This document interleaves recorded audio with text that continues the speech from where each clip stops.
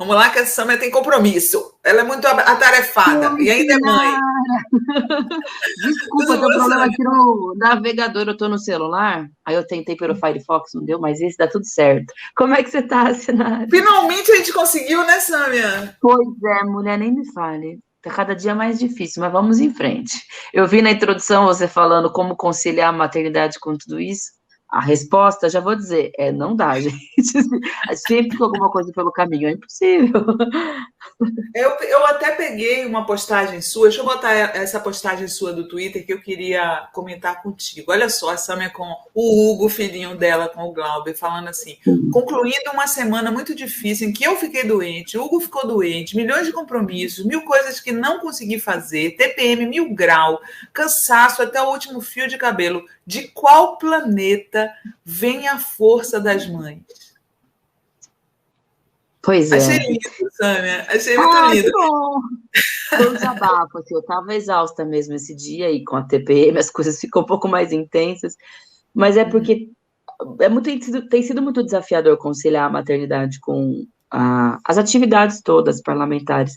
Na verdade, isso é uma realidade de toda e qualquer mãe também. Não vou fazer, não é exclusivo meu, né? Mas quando a gente vê só a fotografia da maternidade, às vezes a gente não tem muito essa dimensão, mas o negócio é porrada mesmo. E aí, quando o bebê fica doente, você também fica doente. Quando você fica doente, o bebê também fica, porque é um contato muito próximo.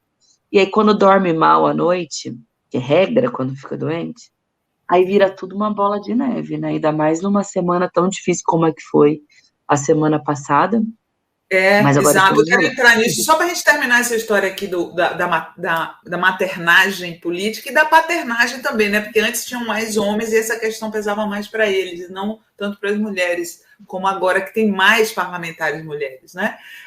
Um dia eu estava conversando com o neto do Brizola, o Brizola Neto, que foi ministro da Dilma, e ele falou que os filhos do Brizola tinham muita queixa de se sentir sozinhos, de ter achado que o pai dava dava maior prioridade à política. Imagina ser filho do Brizola, ser mole não, né? E aí eu fiquei pensando assim, como que hoje uma política dos anos 2000, mulher, mãe, e o Glauber também, que é pai do teu filho, como que vocês fazem para que teu filho no futuro não sinta isso, né? Que eu acho que é o grande desafio, né, Sâmia? Pois é, ele vai se acostumar de algum jeito com essa dinâmica que é ter dois pais que estão na política, porque não necessariamente o mandato de parlamentar é algo permanente, né? Você tem hoje, você pode não ter amanhã, mas a militância política, conhecendo o Glauber e sabendo como eu sou, sem dúvida, vai ser parte da nossa trajetória. A gente busca tentar conciliar tudo, ou seja, ter os momentos família, mãe, pai, filho, e ter um momento de trabalho.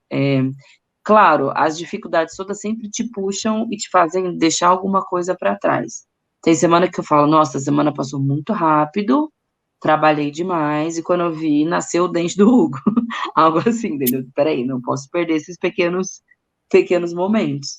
Mas aí Caramba! você dá uma pausa, você tenta conciliar na semana seguinte, e é um pouco por aí, é o eterno desdobrar-se e se cobrar, mas a gente tem uma tendência, Sinara, na maternidade, a se cobrar o tempo todo, a se culpar. E é difícil, mas tem que tentar se livrar da culpa materna, sabe? Assim, de achar que. Uhum. Porque isso significa que ou é um, é outro. A maternidade vai parar suas atividades políticas ou profissionais, né? Quando a gente não está falando de uma parlamentar, não pode ser assim. O ideal é que a sociedade seja estruturada para aceitar a maternidade realmente, né? Que as mulheres possam ter rede de apoio, que possa ter creche, possa ter espaços noturnos de acolhida para as crianças, que é algo que eu estou passando agora, porque as sessões vão até de madrugada. E a mãe ou o pai é insubstituível no momento noturno para botar a criança para dormir, às vezes dorme com outra pessoa, mas nem sempre isso é possível. Tudo, né? Pensar como são a própria Câmara, que volta e meia a gente precisa levá-lo para lá, ainda que eu evite, porque eu acho que é um ambiente um pouco inadequado para a criança, mas às vezes simplesmente não tem jeito. Lá não tem nada, assim, não tem um trocador, não tem um espaço mais silencioso, não tem nada. Então, até as pequenas coisas precisam ser reivindicadas, sabe? Nossa, a creche, né? Se tem para todo mundo, devia ter para deputada também, né? Hum. Não tem, podia ter um berçário noturno. Na Câmara Municipal de São Paulo tem um espaço muito legal, que foi o Suplicy, lá atrás, quando foi presidente da Câmara, na época da gestão Erundina, outros tempos, né, outro país, quando eles fizeram a creche, e ela serve não só para os parlamentares, mas para os servidores. É bom ter um berçário para os visitantes, para as visitantes em especial, mas não ter berçário significa não pensar que a política é das mulheres também, porque, claro, os homens também são pais, mas a maioria das pessoas Porque nem tinha sequer sabe. barbearia, né? Barbearia tinha. Pois é, talvez seja mais importante, né, na lógica da política institucional, mas homens também são pais, homens políticos, e pouco se sabe. Agora, quando a mulher é mãe, é muito evidente que ela é mãe, ou porque ela vai deixar de fazer alguma coisa, ou porque ela vai fazer questão de tornar a maternidade um elemento político, ou porque ela vai brigar simplesmente para poder ser as duas coisas ao mesmo tempo, porque a sociedade não está muito preparada para isso. Nossa. Vamos ver como é que vai ser quando o Hugo, a raiva que o Hugo vai passar ao ver cenas como aconteceram essa semana, né? O pai e a mãe dele sendo agredidos como foram essa semana, né? Eu queria botar o vídeo da agressão que você sofreu, Samia. Eu estou cuidando da minha vantagem para não ter dificuldade. Eu nem sei qual é que vai ser o pessoal, mas eu não. Conversa não chegando na linha. Senhores deputados. E o senhor abaixa esse dedo porque eu não sou mulher para permitir que os deputados tomem direção. Abaixa esse dedo. Abaixa esse dedo. Não sei como você trata mulheres por aí, mas também o senhor não vai chamar. Senhores deputados. Não vai tratar mulheres. Senhores Não admite que um deputado sequer ele ou deputado. Senhores deputados. Não sei se o senhor aprendeu a dizer esse modo, mas eu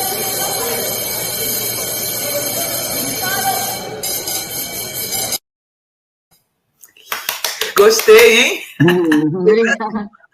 Revendo o vídeo, eu não tinha reparado, o covarde vai se escondendo atrás dos outros homens, né? Que coisa, que é típico deles mesmo. Porque eu tava no microfone fazendo uma cobrança ao Lira de um episódio anterior que tinha acontecido com o Glauber, e o sujeito foi até o microfone gritar comigo enquanto eu fazia a intervenção. Sei lá, gritando, dizendo que eu não podia fazer aquilo. E é uma coisa completamente desrespeitosa, porque eu estava ali na condição de líder da bancada, fazendo uma orientação pela bancada, e ele não faz isso com os homens de maneira geral no parlamento, ainda que sejam da oposição, que sejam adversários políticos. Quando eu me dei conta do que estava acontecendo, já estava, né, naquele clima bastante tenso, aí o jeito era ir para cima. Mas algumas pessoas falaram, você também apontou o dedo para ele, você também foi dura com ele, né? Mas tem uma diferença grande, né, em se tratando da ação do homem de uma reação da mulher, porque se espera que a gente vá não gostar, vá simplesmente reclamar nas redes sociais. Fui agredida, estou sendo atacada. Acho que a gente precisa começar a reagir também, entende? Porque senão eles vão seguindo para cima. Eles é que precisam recuar, nós não recuaremos. Eles querem que a gente saia desse espaço da liderança, do parlamento. Eles se incomodam com as mulheres da oposição ali, com os homens também, mas o machismo faz a figura feminina ser mais incômoda para eles, para esses coronéis bolsonaristas em geral. Então, eles é que recuam. Eu vi que desde que começou essa legislatura, que as mulheres, as parlamentares mulheres de esquerda, passaram a sofrer muito assédio moral dentro da casa, né? E é uma coisa que parece que a direção da casa não tem feito nada para coibir, né, Samia? Tem muito, e também nas casas legislativas estaduais e municipais, até hoje é muito comum se falar da violência política de gênero, né, de utilizar a violência contra as mulheres no parlamento ou na política, de maneira geral, como um instrumento mesmo de combate ao conteúdo do que a gente diz. Porque a ideia é um pouco essa, a gente gasta bastante tempo tendo que dizer que a gente tem o direito de estar ali, que é uma forma de a gente ter menos tempo para simplesmente fazer aquilo pelo qual a gente foi eleita para fazer, né? Então, é uma tentativa de distração, de amedrontamento, de intimidação, e fato, são pouquíssimas medidas que são tomadas. Raramente é o próprio espaço legislativo que dá resposta. A gente teve, agora recentemente, na Alesp, uma resposta com a cassação do mandato do Arthur Duval, que foi absolutamente machista, mas não foi com outra parlamentar. Agora na Câmara Municipal tem um processo de cassação do mandato do Camilo Cristófaro em aberto, porque ele foi racista durante uma sessão, mas tem inúmeros casos de ameaça, de perseguição, de violência, que são naturalizados. E o que a gente faz? Entra na justiça, busca por segurança. Eu, por exemplo, ando com segurança nas agendas públicas, às vezes até em agendas, enfim, dependendo do teor de onde eu for, para não ter que correr nenhum risco, né? E tomam medidas cabíveis, mas até quando isso vai ser naturalizado? Quando a gente fala, Sinara, do assassinato da Marielle, não é que isso vai necessariamente se reproduzir com outras parlamentares, não é isso a princípio que a gente está falando, mas é da naturalização da violência política de gênero. Enquanto você não resolve esse crime, vai dar um ar de impunidade e de que eles podem fazer tudo contra as mulheres na política, e não podem, não deveriam poder. Sim, exatamente. Você acha que o fato do Arthur Duval, Mamãe Falei, ter sido cassado vai servir de exemplo? Porque ao mesmo tempo, né, Sâmia, aquele outro deputado que encoxou, né, vamos usar o termo, a Isa Pena, não aconteceu nada com ele. Então, assim, é verdade. Será que isso vai... Isso é uma mudança? Você acredita que há uma mudança? Eu acredito que foi um marco a cassação do Arthur Duval. É a primeira vez que alguém é cassado por machismo. Isso é importante, né, para o movimento de mulheres, é importante para o feminismo no Brasil, mas isso não significa que isso vá se repetir necessariamente, que a cassação vá se repetir. Você acabou de dar um exemplo, tem centenas de outros em que a coisa é naturalizada. A gente é que tem que sempre lembrar do caso do Arthur Duval, mencionar, utilizar como um precedente, enfim, saber se articular, assim como tendo uma articulação muito ampla. O Arthur Duval foi cassado porque é machista e pelo histórico dele também, de absurdos na Alesp, né, e, enfim, ainda bem que foi. Isso tem que ser, enfim, espalhado, né, tem que ser sempre relembrado quando for ter processos semelhantes em outras casas. Menina, eu fiquei também pensando. Deixa eu só ler aqui os comentários, já tem vários superchats se acumulando, eu já te pergunto. Dinho Barreto, Sinara, eu ficava toda confuso quando vi os canais progressistas darem voz a Rui Costa Pimenta com suas ideias ultradireitistas. Dinho, eu não quero nem comentar, tá? Eu prefiro me abster, porque eu já fui tão atacada. É muito difícil esse assunto também, eu também. Tô contigo, Sinara, é um absurdo. Eu fui atacada por eles, não me sinto obrigada a defendê-los. Sorry. Não tem motivo para isso, inclusive. Né? Exato. Robson Fontes, deputada, perde a casa só quem fez empréstimo com casa como garantia ou perde quem deve no cartão de crédito e cheque especial? Explica, por favor. Só um instantinho, que essa história ainda não passou, tá? Mas a Sâmia vai explicar.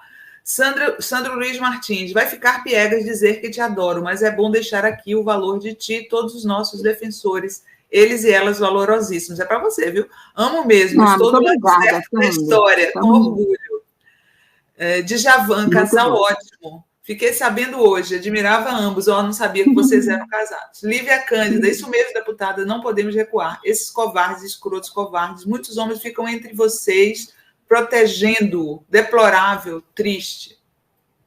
Você quer responder a pergunta do Robson? Quer que eu pergunte novamente? Acho que ele está falando sobre o projeto de lei das garantias. Isso. Já foi aprovado, Sinara, em primeira votação essa semana. Na Câmara, mas eu digo assim, que ainda não virou lei, né? Não, ainda bem que não. Mas é uma proposta, assim, perigosíssima. Hoje, as casas até podem ser hipotecadas, né, por dívida. Mas depois de todo um trâmite judicial, as pessoas têm o direito de defesa, tem uma renegociação das suas dívidas, e não é qualquer caso. Isso é algo completamente novo. Eles vão criar um instituto de... Opa, peraí. Desculpa, que ligaram todo no celular, mas eu desliguei, beleza. Eles criaram um instituto que é gestor de garantias, e aí, a partir disso, a pessoa vai poder, por exemplo, ela tem uma renda de R$2.000 por mês. Só que ela tem uma casa, chega de R$2.000 por mês, isso. Só que ela tem uma casa que custa 200 mil, porque foi herança, porque ela conseguiu, ao longo da sua vida, comprar. Hoje a gente apresenta a renda como garantia, porque é, de fato, o seu valor real de compra, né, de pagamento.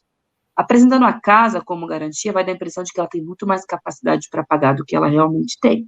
Aí eu estou pensando, por exemplo, num trabalhador informal, que hoje tem 2.000, mas no mês seguinte pode ter 1.500, pode ter 1.000, pode ter 3, enfim, porque é a instabilidade do mercado de trabalho. Se ele não pagar uma das dívidas que ele estabelecer no instituto, a casa imediatamente vai ser tomada. Mesmo que o empréstimo seja de 10 ou seja de 20 mil reais, são os 200 que vão ser tomados. E pode ser a casa das pessoas.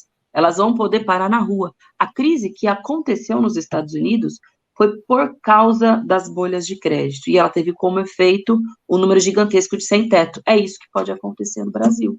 É muito grave, muito grave. Sim, eu lembrei que na Espanha, onde aconteceu essa bolha, as pessoas se matavam, teve um surto uma epidemia de suicídios de idosos se matando porque não tinham onde morar, o banco ia lá. Aliás, tem um movimento lá na Espanha de saber o que faz com tantas casas vazias, porque elas foram tomadas e as casas ficaram vazias, sem ninguém morando.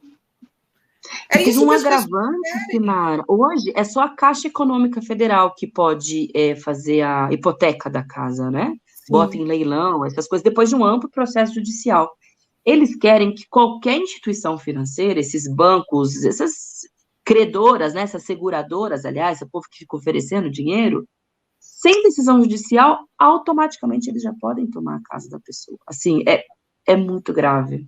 Isso não pode passar no Senado. A gente conta muito com... Enfim, hoje o Senado tem se tornado, em alguns momentos, um anteparo importante às barbaridades da Câmara. O Brasil está tão do avesso que o Senado, às vezes, é mais lúcido do que a Câmara de Deputados. E isso não pode passar. A gente tem tempo para mobilizar, para pressionar os senadores, o Pacheco, para que não paute. Isso aí vai ser a barbárie generalizada no Brasil. Não quero nem imaginar. Nossa, e logo em ano eleitoral eles querendo aprovar isso. Tudo para beneficiar banco, né? Claro. Banqueiro, mercado financeiro. Aqui. Você e o Glauber, meu orgulho, vocês me confortam e fazem feliz saber que temos políticos de verdade para defender os nossos direitos no Congresso. Muito obrigada por existirem. É legal porque vocês acabam sendo muito gente como a gente, né? Nessa história de estarem juntos e terem uma família. Ó, essa semana eu fiquei muito impressionada com o que aconteceu com o Glauber, tá? Essa história do Arthur Lira se comportar como... Ele não tem prerrogativa para isso, né, Sâmia? Eu fiquei muito, muito impressionada, porque o presidente da Câmara, ele não é mais do que nenhum parlamentar. Todos os parlamentares são iguais, todos eles foram eleitos pelo povo. Se o cara está na Câmara, na mesa diretora, é uma questão administrativa. Ele não manda mais que o Glauber, ele queria simplesmente... mandar a polícia expulsar um parlamentar do plenário. Isso nunca aconteceu, eu nunca vi isso acontecer. Isso nunca aconteceu, já teve embates, inclusive do próprio Glauber, mas também de outros deputados, que foram ainda mais intensos com o presidente da mesa, e nada Sim. parecido aconteceu. Eu não sei se é mania de coronel, sinceramente, assim, ou se é também o contexto do autoritarismo no Brasil, que também vem sendo alimentado e naturalizado, mas foi uma das cenas mais absurdas, assim, tanto é que tem gente que pode não dizer isso no microfone, mas ali tinha deputado da base que votou no Arthur Lira, que é da base dele também, que não gostou do que viu, que depois veio se solidarizar. Claro que os caras têm um certo receio de colocar isso publicamente, mas ali circulou. Você fez isso com o Glauber hoje, pode ser eu no dia seguinte, porque é hoje ele que está discordando, mas a política é muito dinâmica, amanhã pode ser eu. E foi o que eu disse depois no microfone, Glauber também, evidentemente, só quem tira parlamentar do plenário ou é o povo ou é uma ditadura. O Lira não está representando a voz do povo, ele está querendo representar a voz de uma lógica ditatorial e autoritária. E aí, no dia seguinte, entraram contra o Glauber no Conselho de Ética. E a coisa foi tão covarde, porque não foi o PP do Arthur Lira que entrou. Ele terceirizou, foi o PL do Bolsonaro que entrou contra ele. Ou seja, ali estão todos num conglomerado político só para tentar calar a voz da oposição. E o que nós fizemos? Entramos contra o Lira no Conselho de Ética também, Sinara. A gente falou, alguns falaram, vocês são doidos, ele é perigoso. Não tem, se ele é perigoso, já estamos partindo de um pressuposto absurdo. Ele é o presidente da Câmara, ninguém tem que ter medo, não tem que ter essa relação Sim. de coação. Foi uma resposta política, porque quem errou foi ele. Ele foi autoritário, ditatorial, ele ameaçou um deputado, ele extrapolou as prerrogativas de presidente. Então, agora, a gente vai para essa batalha política mesmo e vamos até o fim. Não dá para deixar passar, não dá mesmo. E hoje ele é presidente, mas amanhã ele pode não ser, vai ter eleição no início do ano que vem. E vamos conseguir trocar de governo. O Bolsonaro vai ser derrotado. O Lula vai ser presidente. O Arthur Lira está achando que ele vai ser presidente para sempre da Câmara? Vai ser o presidente do presidente Lula na Câmara? Não, senhor. Então, ele se comporte como um deputado como qualquer outro, né? Não, é uma loucura isso, porque imagina a situação que o Glauber ser caçado por uma perseguição dentro do parlamento, porque o presidente da casa não gosta dele, caça o mandato dele. O precedente que isso abre, Sâmia, é muito perigoso. Acho que as pessoas não se deram conta disso. É Brasil 2022 de Bolsonaro, né? E, há pouco tempo, Daniel Silveira, que foi condenado pelo Supremo, ele utilizou o plenário para se esconder. Lembra? Porque se ele saísse daquele espaço, ele seria preso. E o Lira não fez nada. Não fez nada. Aí, quando um deputado discorda dele e é mais enfático, é ameaçado de ser retirado, não dá para naturalizar, gente, é muito grave. Retirar um parlamentar, como eu disse, é só o povo, ou só uma ditadura que não será instalada no Brasil, porque eles serão derrotados.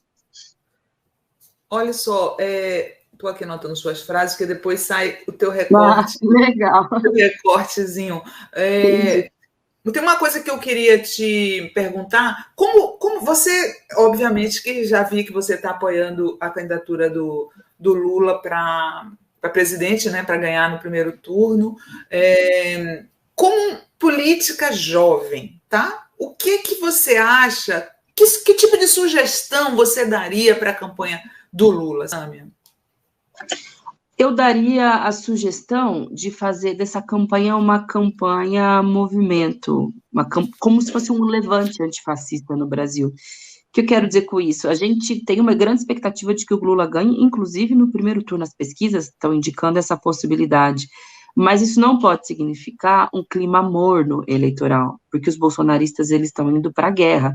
Não vai ser um clima de festa, vai ser um clima de guerra. Eles não vão aceitar o resultado das urnas, aquela história toda que a gente já sabe. Sabe lá Deus o que eles podem querer fazer no próprio dia da eleição.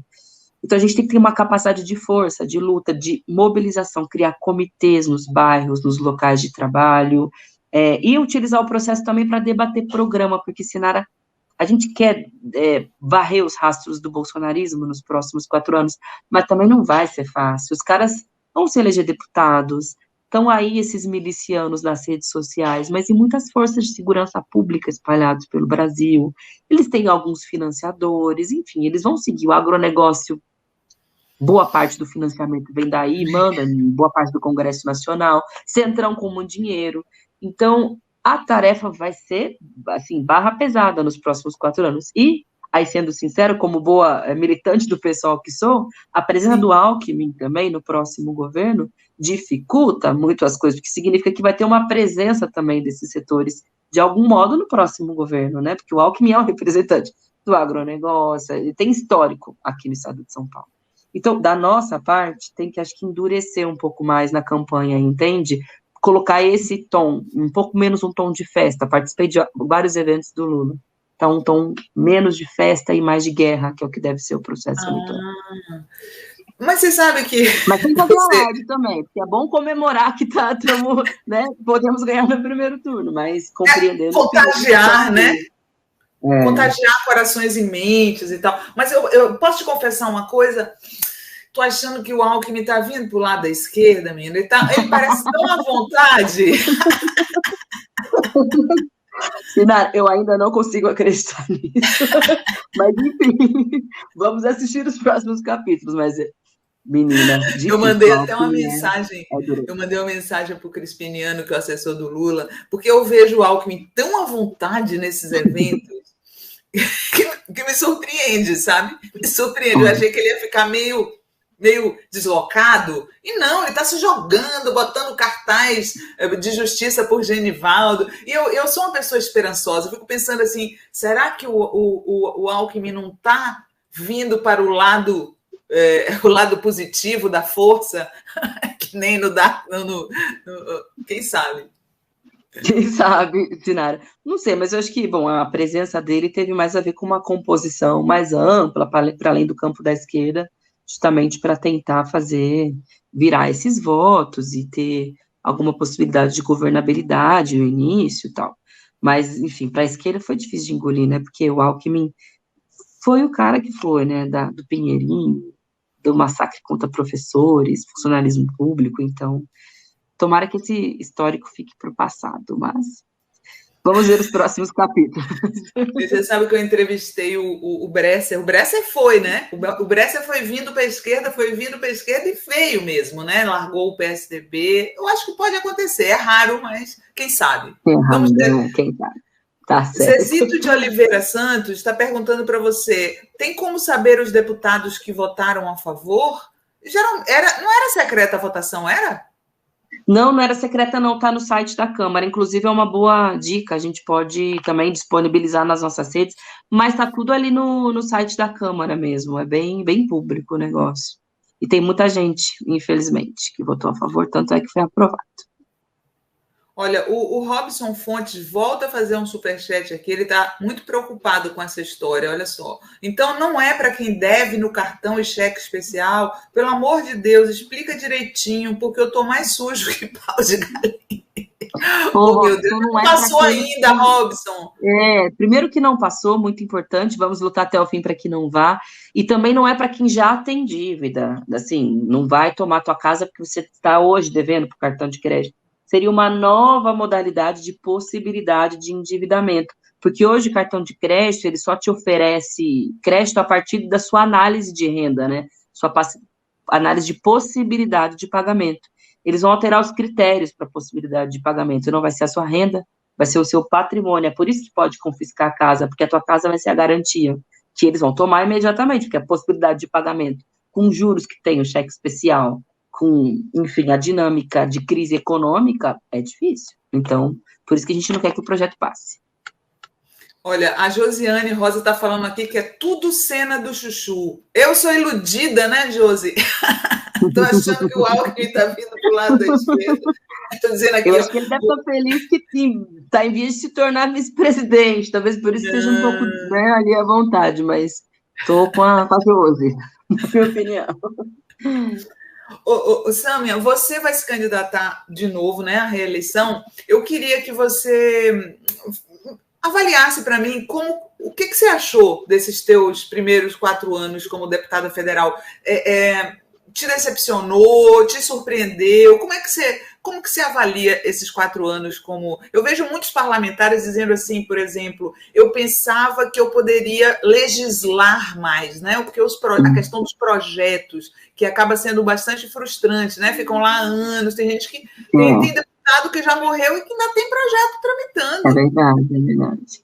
Eu fui vereadora por 2 anos em São Paulo, é pouco tempo, mas esse foi o suficiente para entender que ter projeto aprovado, ter lei, se você não é alguém da base fiel do governo, você tem muito mais dificuldade de fazer com que os seus projetos avancem no Congresso, e o nosso papel é ainda mais se tratando de governo Bolsonaro, de atuar na oposição e tentar ocupar as brechas para que coisas positivas tentem ir adiante. Mas acho que foram muito desafiadores esses últimos 4 anos, Sinara, principalmente por conta da pandemia, porque teve um processo de isolamento social, e eu sou aquele tipo de parlamentar, muda a rua do movimento, então foi muito difícil fazer política estando dentro de casa, muitas vezes não podendo estar no parlamento. Deu um pouco, ainda que eu também seja muito das redes, eu gosto desse tripé um pouco, entendeu? Parlamento, rede, rua. E aí foi muito difícil. E foi o mesmo momento em que a população brasileira estava preocupada se ia conseguir comer, tinha muita gente morrendo, e foi o momento que o Bolsonaro mais fez tragédia. Então, ali deu um pouco nó na minha cabeça, mas apesar de tudo, Sinara, eu acho que, assim, muita gente tem uma sensação de que o Bolsonaro fez de tudo e nada foi feito. Essa sensação, ela é equivocada. Claro que sempre fica isso, porque o nível de destruição do país foi muito grande. Mas tudo que foi possível ser feito teve obra da oposição, enfim. A gente tem orgulho do que fez. Então, a gente conseguiu, por exemplo, pelo mandato, pela bancada do PSOL, o auxílio emergencial em dobro para as mães chefes de família. Foi uma emenda nossa.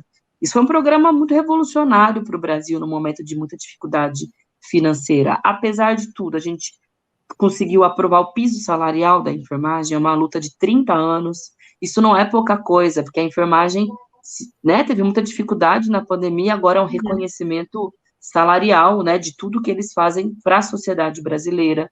Foi possível aprovar um novo Fundeb que foi ampliado para a educação básica brasileira, a gente também é parte disso. Mesmo do ponto de vista de leis feministas, num contexto bolsonarista, a Lei Mari Ferrer, né, que tem esse nome muito forte por conta do que aconteceu com a com aquela jovem, é a primeira lei que prevê a possibilidade de punir juízes e magistrados por violência institucional nos julgamentos. Então, foi desafiador, foi esquisito, mas foi possível fazer bastante coisa também, mesmo do ponto de vista de uma agenda positiva, né, assim, de algum legado para além da luta e da resistência, teve também. Então, uma sensação de dever cumprido, mas, e portanto, vou tentar a reeleição, de que há muito a ser feito ainda em condições melhores, com o governo Lula, em que a gente não precisa se preocupar em sobreviver, né, como, enfim, sobreviver politicamente, enfrentar o autoritarismo, vão ser outros tipos de luta e de disputas que vão ser feitas, né. Eu fiquei com a impressão de que eu me lembro com muita satisfação quando eu vi vocês chegarem no Congresso, você, Thalira e toda essa geração jovem. Me lembro que a gente se encontrou no dia da posse, foi super legal. Exato, assim. Eu fiz matéria, né? Porque, querendo ou não, se multiplicaram as jovens nesse ano, né? As jovens mulheres no parlamento.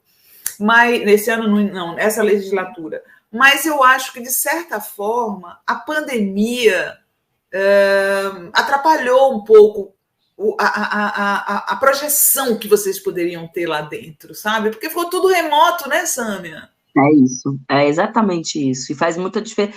Para a maioria da população, o parlamentar é aquele que está ali no plenário fazendo as coisas. O parlamentar faz muita coisa, é o dia inteiro trabalhando, telefone, internet, encaminhando coisas e visitando lugares, conversando com autoridades, com a população, etc. Mas quando você não está vendo ali a figura, né, do parlamento em funcionamento, dá um pouco, pode dar essa sensação. Mas, enfim, todas e todos fizemos muita coisa. Quer dizer, tem gente que não fez muita coisa mesmo, mas isso está bastante claro para quem está vendo, né? As pessoas sabem. Quem ficou ali só alimentando o bolsonarismo nos últimos 4 anos, botando emenda de relator, né, do orçamento secreto em base eleitoral e votando a favor do governo. Mas eu acredito também que tem instrumentos para a população identificar, observar, cobrar e mudar. Uma última pergunta para você, que eu sei que você está com o horário apertadinho. Eu queria que você falasse um pouco sobre a sua atuação nas redes sociais. Você ainda lê os comentários? Você não tem mais saco para isso? Ainda acha... Porque o Twitter, por exemplo, quando a gente começou, né, Sâmia, não era dessa maneira, tá insuportável, né? O Twitter tá difícil, assim. Era a minha rede social favorita, porque eu achava ela mais dinâmica, real, com menos filtros, os algoritmos influenciavam, né? Influenciavam menos. Mas agora tem se tornado um tribunal um tribunal mesmo, um caça-like, ou seja, aquele que faz o post mais incisivo, mais enfático, acaba tendo repercussão, ou um tribunal de busca de pequenas falhas, de coisas que você venha a dizer. Ficou um ambiente um pouco mais difícil, né? E tem muito robô também, muito, muito robô, muita fake news.